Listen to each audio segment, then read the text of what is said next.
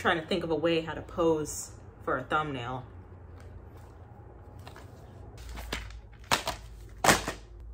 Welcome to my channel.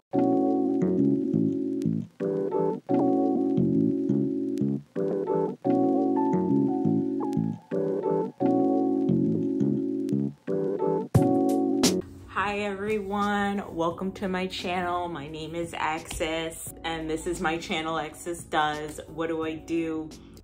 Still don't know, but we're figuring it out as we progress with video after video. Yes, if everything works out and my master plan goes as it should, this will be like my third Real Talk Wednesday talking session that I post on my YouTube, and I am super excited about it because I am finally staying consistent.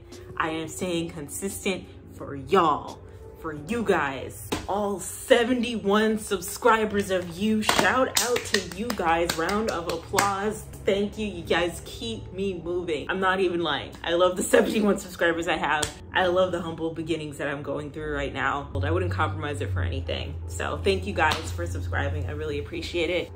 Today I'm coming at you with just another sit down, another chit chat, another conversation about how I feel and where I'm at in my life right now. And something that kind of came to my mind that I was thinking about for a while is how happy I am living a very boring and basic life, and just how content I am at doing it. I have gone through this phase that I think a lot of other women go through, where they feel like they have to be so different and they have to be so unique from other women to stand out. And I've kind of entered this phase in my life where I don't want to be unique anymore. I just kind of want to be regular.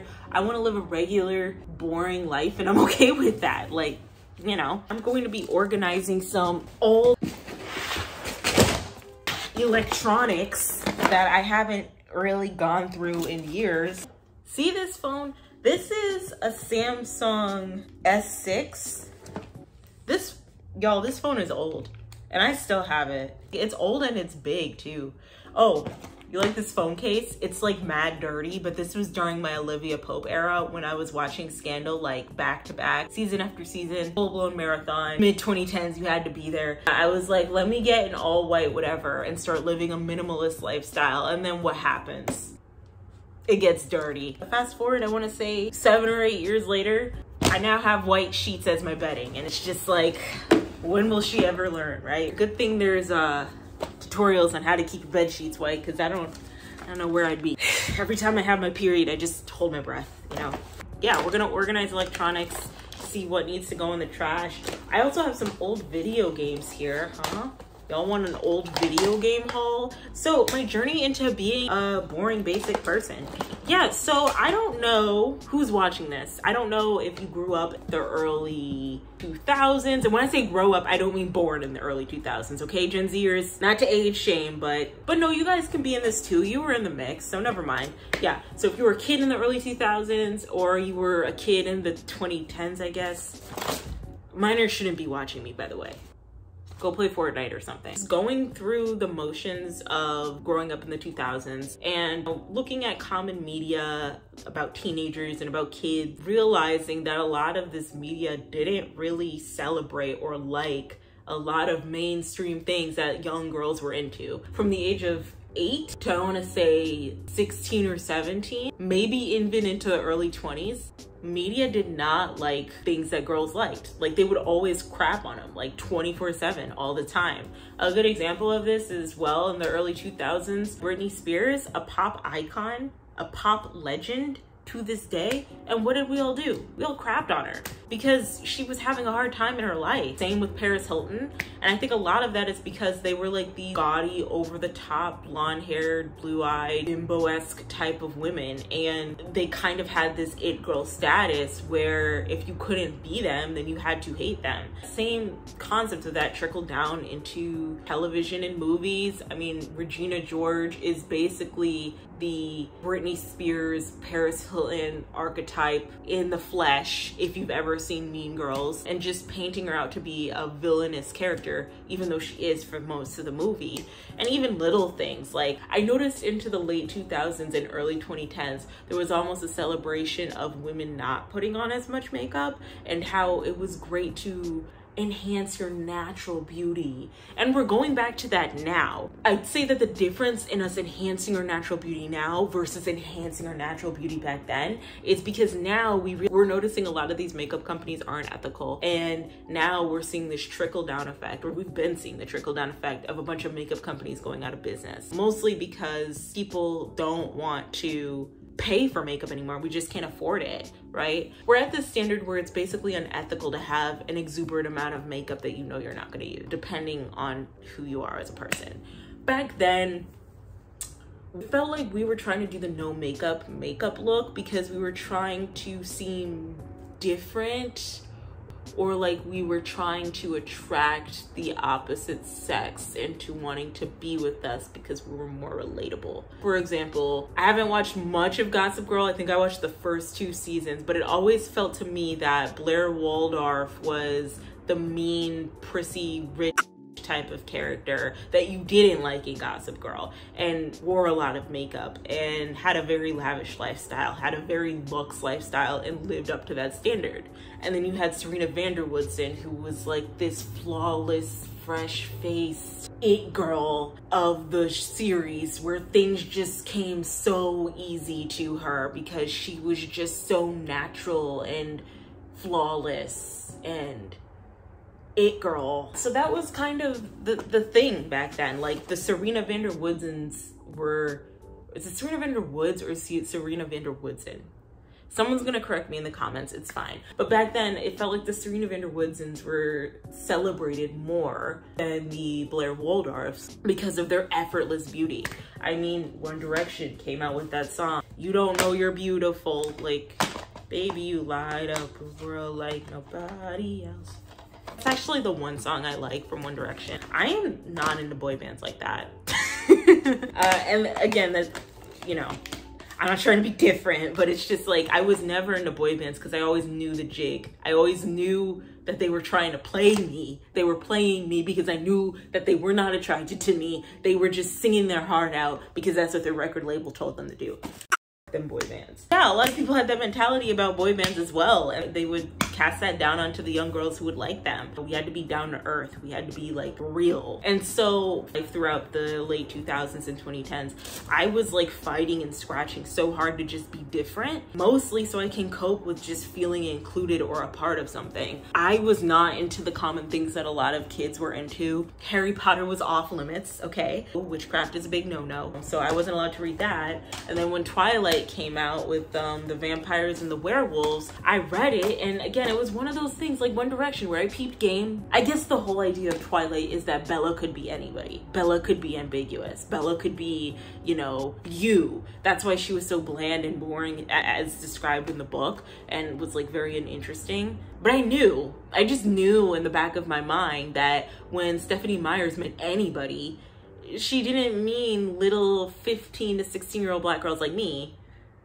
And apparently she doubled down on this because she personally does not believe that black vampires can exist. So I'm not saying we have to boycott Twilight, but I'm also not saying like I F with Twilight like that, you know? But I thought back then I was being cool for not liking the common things that the kids like. Lo and behold, in all honesty, I just really couldn't relate to the book, and quite frankly, the writing was boring. I can't even remember one thing that came out of that book, other than that one line where she's like, I was irrevocably in love with him or something. I can't remember anything from that book. But then other things that like the kids watched back then, like Jersey Shore, I was like, I want to like Jersey Shore. I want to be like those basic ass kids. Let me go on DeviantArt and talk with my friend all the way in Mexico.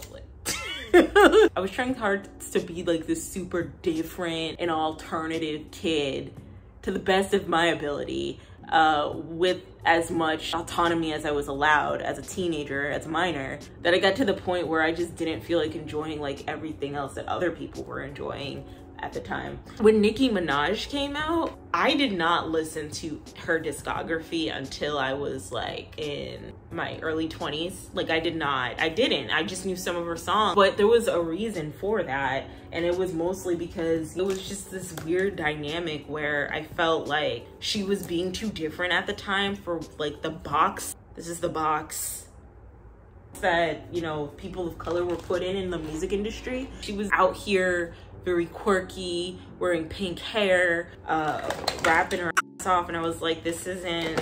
And then I think she did a rock song with Lil Wayne. I was like, she's doing too much, you know?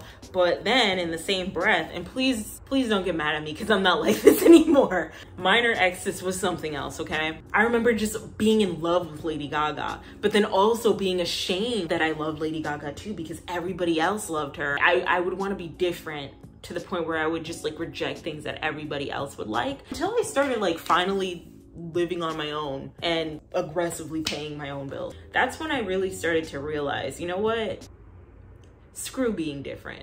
The shit for the birds. I remember there was one time in college where I was purposefully self-sabotaging myself, and I felt like because I didn't spend 8 hours a day drawing, I wasn't worth getting any sort of success or obtaining any type of success as being an artist. And it really affected my grades, and it ultimately just affected like my performance as an individual. I felt like if I wasn't overworking myself, if I wasn't grinding out my passion, if I wasn't drawing till my fingers bled, then I therefore wasn't worth the education that I was granted, and I also wasn't worth being successful. So I also had a boyfriend at the time, and I remember my aunt at the time did not like my boyfriend because he was agnostic.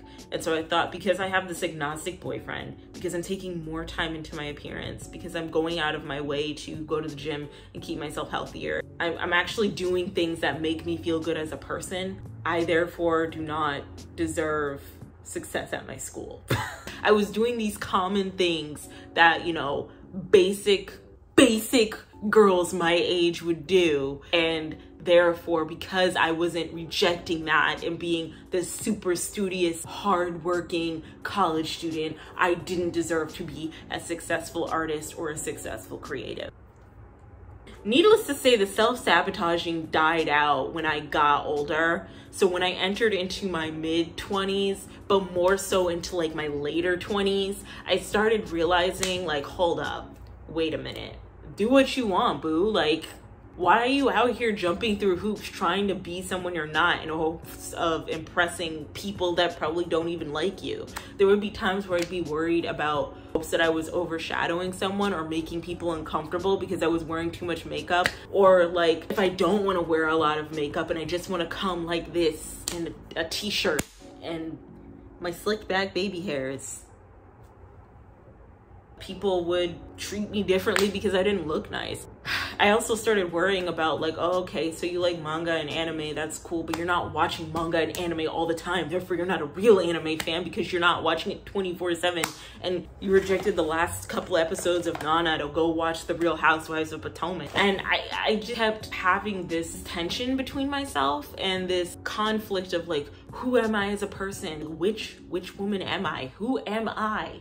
And then I got to my my later 20s, and I realized, who cares though? I can be whomever I want. So if that means that I want to watch Real Housewives of Potomac while reading my latest Sonic the Hedgehog comic from IDW, I will do that. Like, I can have both things and be happy. I don't have to pick one. I always hated, this was a common 2010s thing. Like, I would see memes of this where it would be like, my night out. And it'd be like a bunch of people with like D&D dice and congregating around a table doing their little RP tabletop game. And then your night out. And it would be like people at a club just like having a good time and partying and fist pumping and stuff. And then a part of me is just like, why can't we have both? Why can't we do clubbing on Saturday and go out and fist pump or get lit with the homies, and then on Sunday we have like tabletop D&D games and with the D&D dice and get lit with the homies there? Like, why do I have to pick? Like, it was no longer serving me trying to perform this version of what I thought would be accepted by society. You know, we do this thing where we constantly villainize women for just existing, okay? However that might be. If it might be a woman who goes above and beyond to make sure that she looks good every single day, we're gonna poop on her because she is doing way too much and her standards are way too high and she is just too high maintenance. She's out of our reach, therefore we must shame her. Hold on to that thought. And then if the woman is too frumpy, then we're all like, oh, well, she's too bland and boring. She doesn't care about herself or her appearance. She looks ugly. She's not worthy of respect. Something I realized is what men tend to do is when they know that they cannot get access to you, or when you are not allowing them to get close to you or get in proximity of you, they will start to crap on you hardcore. They will start to demean you, for lack of a better term. They'll try to humble you. And I didn't know that this was happening, especially with people who I thought were my friends, until I kind of put the pieces together. Honestly, at the end of the day, men like that are awful. And when it all comes down to it, if somebody wants to humble you, they'll humble you. If somebody wants to demean you, they will demean you. And if somebody wants to call you out your name, they're going to call you out your name. People are very miserable, very insecure, very vapid and shallow, jealous, envious, all that other bull crap. So if it means that they can take you down a peg to make themselves feel good, they will. Don't let anybody out here tell you that you're being too basic and boring for a certain group of people or for life in general. Be you, boo. You're gonna find your tribe and you're gonna live your best life. Also, another piece of advice, all right? Get ready for this one. If someone feels threatened or uncomfortable with the way you dress, like just the way you dress, right? Like say you dress really nice and you take really good care of yourself, or say you don't dress as nice and you like to wear your pajamas every day out the house, okay? If someone feels uncomfortable just off the sheer fact of the way you dress, they either feel threatened or insulted, or like you're a bad look for them or their group, cut them out of your life. Don't let them hinder your shine, okay? You wanna go outside in 6-inch heels and a whole Y2K fit that looks like it literally came out of BB. Y'all remember that store, BB? You go do that, okay? You do that and you flaunt it and you live your best life. Don't let someone in your friend group try and tell you you're doing too much, no matter what you're doing. As soon as they say that, that's a red flag. Cut that friend out. That's not a friend. That's someone who's trying to compete. That's someone who feels threatened by your presence. You don't have time for this. It is 2023 and y'all just need to just cut people out that aren't worth your time. I said it. Don't let anybody out here tell you or threaten you into not being the person that you were meant to be, okay? Live your best life. Do you. Live your best basic, boring, and fabulous life. Or if it's not so basic and not so boring, well, boo, you're still fabulous. So just keep living it. That's all I wanted to tell you guys today. And so that's the end of my video. Tell me if you're fabulous too, or if you're basic and boring as well, or if you're all three. And last but not least, remember to drink water, guys. All right, goodbye.